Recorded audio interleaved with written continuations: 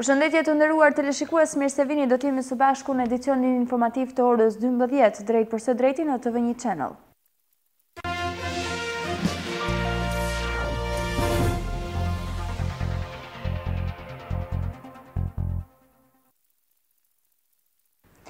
Tre elektricistëve të operatorit të sistemit të transmetimit të energjisë elektrike në Shkodër ju është rrezikuar jeta në orët e mbrëmjes, ndërsa ishin duke riparuar një automat në stacionin elektrik Shkodra 1.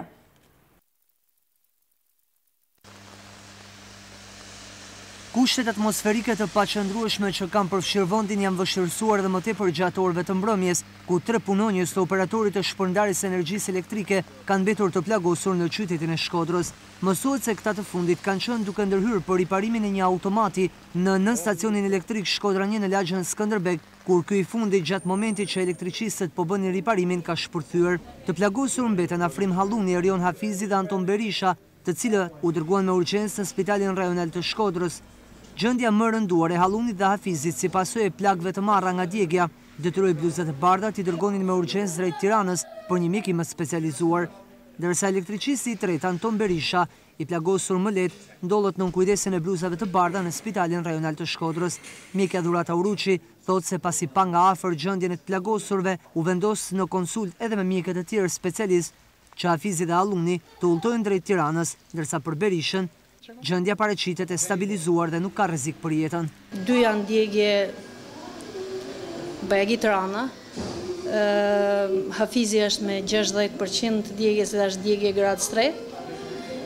Rasti tjetër është Halluni, është djegje edhe ai e gradë 3, po ka një sipërfaqe më të vogël, rreth 25% sipërfaqes. Dhe Antoni është me djegje në fytyrë edhe në dur, njën në dorë. U morën masat me njëherë, u bë reponimi i plagëve, pastrimi i tyne, dhe dy rastet e para janë nisë për Tiranë për një njekje më të specializume, kurse Antoni vazhdon të niqet në spitalin e Shkodrës. Hafizi është relativisht rënd. Që prej orëve të para të mëngjesit, defektet e një pasnjëshme të shkaktuara në operatorin e sistemit të shpërndarjes së energjisë elektrike dhe atë të transmetimit ka detyruar OSHE-n të ndërhyjë në zona të tëra të qarkut të Shkodrës, të cilat ndodheshin pa energji elektrike apo me defekte të një pasnjëshme. Ndërkohë nga ana tjetër, Drejtoria Vendore e Policisë së Shkodrës ka vënë në dispozicion për të gjithë shtetasit numrat e telefonit të sallave operative në mënyrë që të kontaktohet për të njoftuar policinë mbi çdo situatë problematike dhe emergjente. Çdo zonë në qytet, por dhe në fshatrat, sidomos ato më problematikët, janë në monitorim të plot nga emergjencat civile dhe shërbimet e policisë, të cilat ndodhen në gatishmëri për t'u ardhur në ndihmë në çdo kohë banorëve të këtyre zonave. Shërbimi meteorologjik ka bërë me dije se edhe për 48 orët në vijim, situata do të vijojë të mbes kritike, pasi intensiteti i rreshjeve do të jetë i lartë. Prandaj do të mbahen në vëzhgim të gjitha këto zona, të cilat që prej orëve të para të mëngjesit kanë paraqitur problematika, ku nuk kanë munguar sipërfaqe të tëra toke në ujë, por dhe vështirësi të tjera të krijuara nga emergjencat.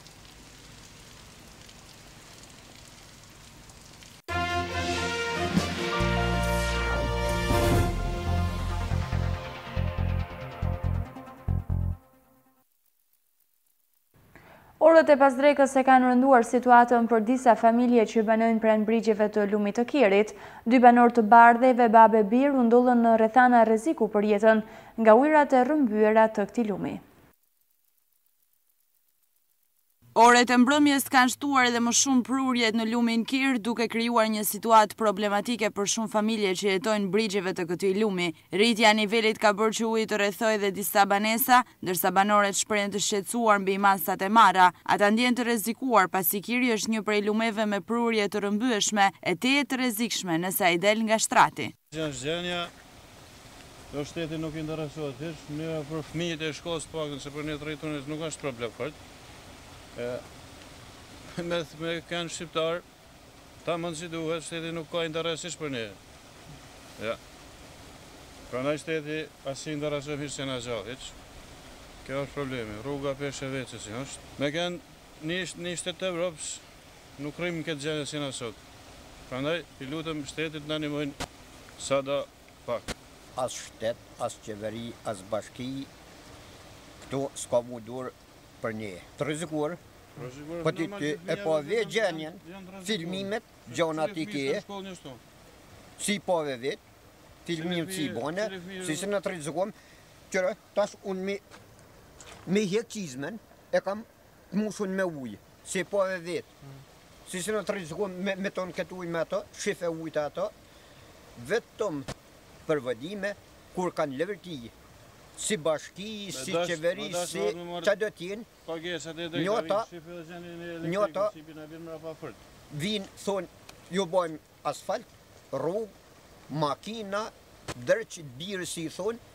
Në orët e mbrëmjes së të njëjtës, edhe 2 banorë të fshatit bardhanjor të njësisë administrative Rethina lëshuan alarmin SOS duke kërkuar ndihmën e emergjencave civile. Babe Bir, Caf dhe Ziadin Fangaj kishin dalë për të mbledhur dru, por në kthim për në shtëpi janë përballur me prurjet e larta të lumit duke mos arritur të kalojnë në krahun tjetër. Fatmirësisht ndërhyrja në kohë shmangu pasoja më të rënda për ta.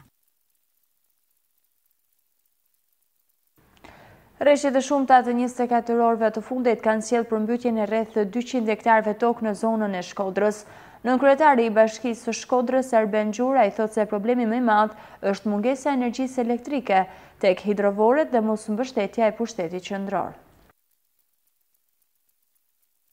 Mbi 170 hektar kryesisht tokë bujqësore dhe zonë kënetore në njësitë administrative ndodhen të përmbytura në Bashkinë Shkodër. Sipas numrit 2 të këtij institucioni Arben Gjuraj, situata po mbahet në monitorim, megjithëse një nga problematikat më të mëdha të këtyre orëve është mungesa e energjisë elektrike, përfshirë dhe hidrovorët, atë të Velipojës dhe Qasit. Ajo që bën sy në momentin e parë është shkputja e energjisë elektrike në pjesë ndryshme të territorit bashkisë, disa herë kanë qenë shkputje të vogla, por të herë pashershme. Një pjesë e territorit në fakt ende nuk ka marrë furnizimin me energji elektrike. Toka bujqësore, kryesisht tokë e pambjellur, djerë, janë rreth 150 hektar në informacionin që kemi marrë deri tash. Më shumë angazhim kërkohet, por Gjuraj nuk e mohon faktin se mbështetja nga ana strukturave qendrore është e pakët, edhe pse delegimin e kompetencave ja kanë bërë bashkive. Për ta konstatuar nëse bashkitë kanë apo s'kanë është lehtë, mirë po për të ndërhyrë në territor kjo është pjesa më e vështirë.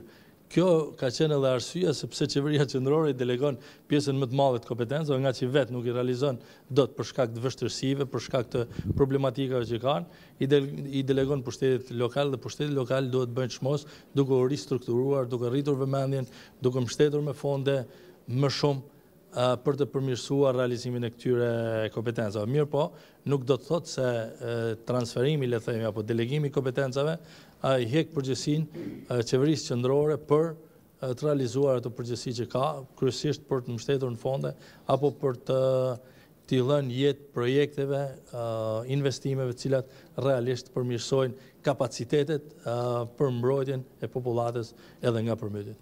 A i shtonë se mundësit akomoduese dhe ndërhyrëse nëse paraqitet nevoja me shtimin e sasisë së rreshjeve janë tashmë, falë dhe përvojës së shkuar, por rrezikun më të madh Shkodra ka nga hidrocentralet e në këtë pikë gjendja është më e qetë pasi niveli i tyre është i ulët. Për sa i përket faktorëve të tjerë që nuk varen nga Bashkia e Shkodër, intensiteti i rreshjeve është i tillë që shpesh herë kalon edhe kapacitetet le të themi, apo mundësit e kanalizime për të transportuar gjithë rreshtet që binë, kështu që është pothuajse e pashmangshme që pjesë ndryshme të territorit jenë nën efektin, le të themi, më të rënd të prezencës së ujit të tjerë, ndërsa për sa i përket rrezikut real për të pas një përmbytje për shkak vërshimesh, unë besoj se nuk ekziston për momentin.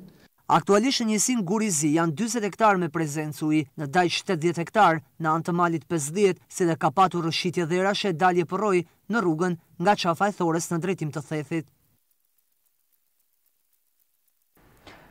Shefi i emergjencave civile Pëllum Dani kërkon më shumë angazhim nga bashkitë në përmbushje të detyrave që u lindin në situata me rreshje.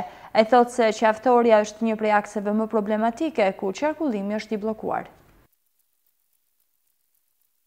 Pavarësisht paralajmërimit të dhënë nga emergjencat civile kombëtare, në Shkodër ende nuk kemi probleme për sa i përket përmbytjeve. Paktën kështu shprehen emergjencat civile të cilat apelojnë drejt njësive vendore që shfrytëzojnë burimet që kanë, ashtu sikurse prefekti ka udhëzuar. I kemi rikujtuar të gjithë kryetarëve të bashkive, gjithë drejtuesve të institucioneve që të angazhojnë edhe resurset e tyre për të monitoruar me përgjegjësi territoret e përgjegjësive të tyre.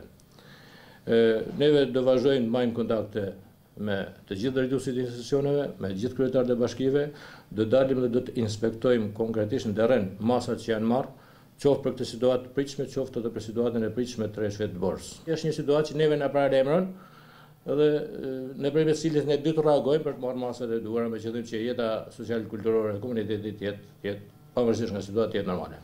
Qaftoria mbetet ndër akset më të riskuara nga rreshjet e shiut, për këtë prefektura kërkon që Bashkia Malësie e Madhe dhe ajo e Shkodrës të bashkëpunojnë. Mund të përballemi me bllokime segmente rrugore, siç është ajo e Qaftorës, siç janë segmentet rrugore të zonës së Shoshit, Shalës apo të Komanit, dhe siç janë edhe segmentet rrugore të bashkive Fusharës dhe Puk.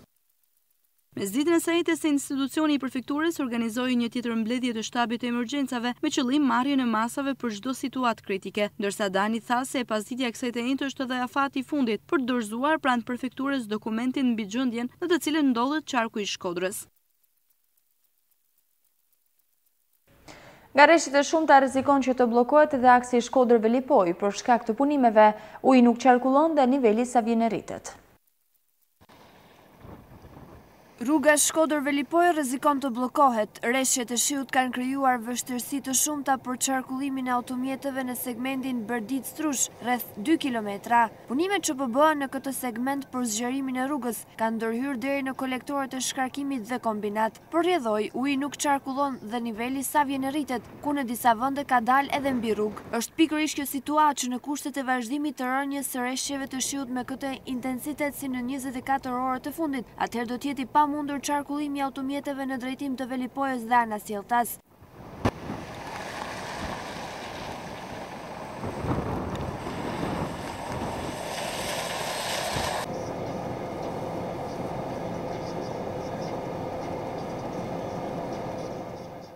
Mbetet lëvizja automjeteve vetëm nga mali Jushit për në bendin e Torovicës, edhe ky segment mjaft i vështirë. Në zonën Berdic-Strush, para disa javësh janë hapur kanalet kulluese, por ato janë të bllokuar në kombinat lidhëse me njëri tjetrin, gjë që e bën të pamundur evadimin e ujërave.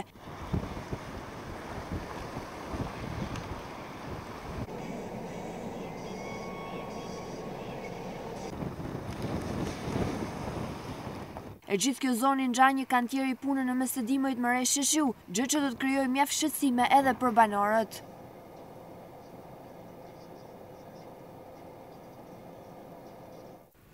Ndërkohë prurjet ujore të lumit të Kirit janë rritur me shpejtësi nga rreshjet e shiut të 24 orëve të fundit. Po kështu prurjet janë rikthyer edhe në përrojën e Vrakës, ndërsa në Goritstanën së Malit janë evidentuar edhe përmbytjet e para në një sipërfaqe prej 50 hektar toke.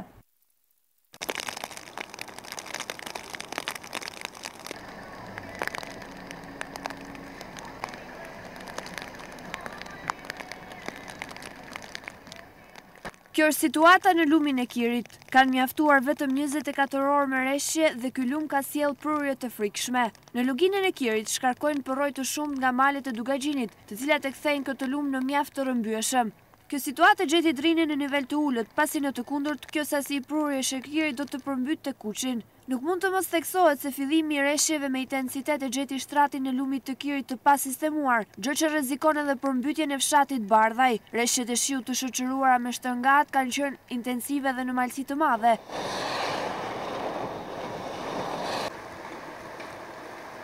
Prurjet në përroj të Vrakës janë rritur, por gjithsesi janë akoma larg rrezikut që të shkaktojnë përmbytje. Si pasojë e rënjes së rreshjeve të shumta të shiut, qarkullimi i automjeteve në superstradën Shkodër-Hanihotit është ngadalësuar. Policia rrugore i ka kërkuar drejtuesve të automjeteve që në këtë situatë të jenë të kujdesshëm për shkak të rrezikut të rrëshitjeve në rrugë. Të rënduar e kanë bërë rreshjet e shiut gjendjen edhe në disa fshatra të njësisë administrative Ana Malit. Në këtë zonë kanë nisur edhe përmbytjet e para, pamjet që shoqërojnë këtë kronik u filmuar në Goric, ku ngadalja përroj të përbashkët me malin e Zi janë përmbytur mbi 50 hektar tokë. Në varësi të intensitetit të rreshjeve, sipërfaqja me përmbytjet mund të rritet, pasi prurjet e këtij përroj vazhdojnë të rriten edhe përpasoj përhapen në ngastrat e banorëve të Goricës. Gjithashtu, përrejnë të rrezikojnë që të dëmtojnë edhe rrugën që lidh këtë fshat me rrugën kryesore, Shkodër-Muriçan.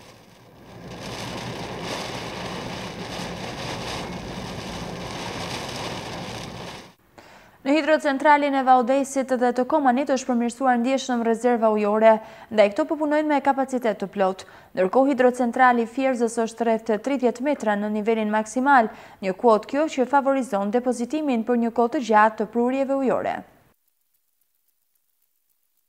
Rreshtet intensive kanë rritur nivelin e ujit në hidrocentrale duke ju afruar shumë nivelit maksimal të lejuar, çka do thotë se në orët në vijim nëse do të jenë të njëjtat ritme me prurjesh, do të vendoset hapja e portave. Të dhënat e fundit të Ministrisë Energjetikës thonë se hidrocentrali i Komanit dhe i Vau të Dejës aktualisht ndodhen shumë pranë nivelit të lejuar në bazë rregullores për menaxhimin e hidrocentraleve, çka përbën një alarm për përmbytje për zonat përreth që njihet si zona e Nën Shkodrës. Për të mbajtur nën kontroll situatën, Kesh ka rritur prodhimin e energjisë për të shmangur shkarkimet. Aktualisht niveli në hidrocentralin e Komanit është 172.80 metër, ndërsa në bazë rregullores Komani duhet mbajtur në 173 metër. Edhe hidrocentrali i Vau të Dejës është në kuotat e 73.81 metër, ndërkohë që niveli i ujit në këtë hidrocentral duhet të jetë në 74 metër. Sipas të dhënave, aktualisht uji në liçenin e Fierzës është 268.4 metër nga 296 metra që është kufiri maksimal i lejuar. Ndërkohë, në lidhje me situatën në infrastrukturën e kullimit dhe mbrojtjes nga përmbytja, mësohet se të gjithë hidrovorët janë në gatishmëri përveç 2 hidrovorëve në Shkodër, të cilët kanë probleme me furnizimin e energjisë. Zonat më problematike në Shkodër rezultojnë të jenë Oboti, Dajqi dhe Velipoja. Banorët e këtyre zonave ndër vite janë izoluar nga situata e përmbytjeve, ku janë shkaktuar dëme të mëdha materiale, por ende sot e kësaj dite nuk janë dëm shpërblyer për asnjë prej tyre. Ndërkohë, përballë situatës që po kalon vendi, Ministria e Arsimit vendosi që të pezullojë procesin mësimor të premten 1 dhjetor në të gjitha shkollat e vendit fillore, 9-vjeçare dhe të mesme. Vendimi i Ministrisë së Arsimit vjen pas të gjithë informacioneve dhe raportimeve në zyrat arsimore rajonale me qëllim që të mos krijon incidente dhe situata të padëshirueshme. Autoritetet mësimore bëjnë të ditur se mësimi do zëvendësohet një ditë tjetër.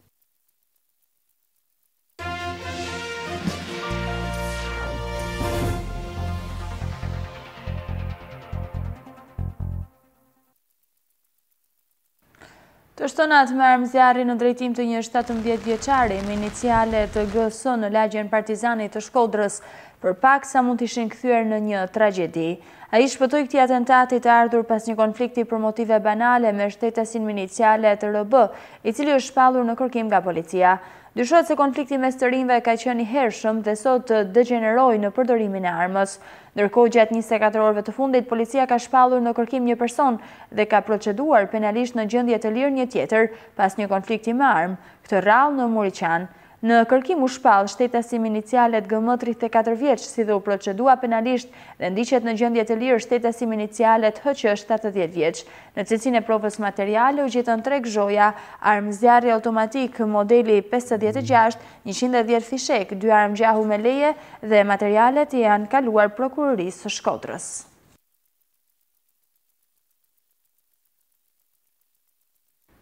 Këshilli Bashkiak në Shkodër u mblodh me mungesa të shumta edhe këtë fund muaji ku kaloi pikat e rendit të ditës.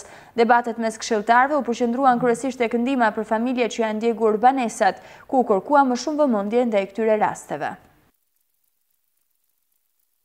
Nisi me 40 minuta vonesë, një praktikë e kthyer në traditë për mbledhjet e Këshillit Bashkiak, por që edhe një herë tjetër nuk kaloi pa tërheqjen e vëmendjes nga kryetari Xhemal Bushati. 50 minuta s'ka bë asnjëherë vagive çhajt, shinje gazepe. Më pas rendi ditës me 6 pikat e parashikuara kaloi me shumicë votash nga këshilltarët, të cilët diskutimet më të shumta i patën për dëmet e shkaktuara nga zjarret, përmbytjet në disa njësi administrative si dhe ndihmën ekonomike. Ne i miratojmë tonë këta fonde që bashkia jep, këta familjarë, a i marrin këta lek, sepse unë kam informacion. Unë jam prezent në një pyetje që ju keni bërë ditë, edhe bashkia i jep fondet kur qytetarët bin dokumentacionin përkatës. Pa dokumentacion, pa numër llogariet, pa dokumentacion bazë nuk ne jepen lek në rrugë. Me kjo kanë përgjigje, na ka dhënë këtë përgjigje zoja. Policia një ditë duket. Për i certifikat s'mohet kush peng. Për i dokumentacion i vërtetim për i lagjes nuk mohet kush peng. Për 400.000 lek me bë i kintal letra mu nuk nduket normale. E dyta, është një familje që tonë e kena po në media që janë rrugë të mallë i tesh, i të ditë. Ja di e këshpia veti pesti, e ka në media, për unë nuk e një vështisht marë spuntu nga mesazhi që japin nga në të medias, A shkujtu kush minimum këta njerëz, sepse janë rrugë të mëdha. Bëhet vlerësimi, kalon në Ministri të Brendshme vlerësimi, jo për 200.000 lekë, 20.000 lekë që ne napim ne për frym, edhe të gjitha kanë marrë, ne po kena bën një standard dytë për vlerësimin e dëmeve dhe kalimin në Ministri të Brendshme që nuk është në kompetencën e Këshillit mëstaj. Këshilli ka miratuar. Ideja tjetë që këto preventivet bëhen sakta që do të merren parasysh prej qeverisë që ne japin fondet. Kena dhe të pjesa tjetër që kena 2 televizora, 2 kondicionera, 2 gjana, dhe me thonë gjana kaq luksi që ndoshta veç tu e pa këtë preventiv, i bie të visë, i thoi një gjana, dhe me thonë ti në bëhen preventiv, ta man gjanave që qytetarit ketë nevojë e që ti marrin. Për sa i përket problemeve sociale që krijohen, nga fakti që shtëpitë e djegura krijojnë edhe persona pa banesë, po thënë kështu, cilës kanë zrejim, sigurisht që edhe drejtoria që merret me këtë gjë e informon apo e këshillon drejtoritë tjera në bashki, por edhe drejtoritë që merren me probleme sociale duhet t'i ndjekin këto familje. Gjithashtu në këtë mbledhje kaloi edhe pika për dhënien në përdorim pa kundër shpërblim të një sipërfaqe prej 428 m2 Agjencisë së Ofrimit të Shërbimeve Publike të Integruara, si dhe plan veprimi për përmirësimin e shërbimit kullimit në bashki. Ra në sy në këtë mbledhje mungesa e kryebashkiakës Voltana Ademi, ndërsa përfaqësimin ja kishte besuar nënkryetarëve të bashkisë. Të nderuar zonja dhe zotrinj, ju faleminderit për vëmendjen tuaj. Ishte gjithçka e përgatitur për këtë edicion informativ. Bashkë mirupafshim.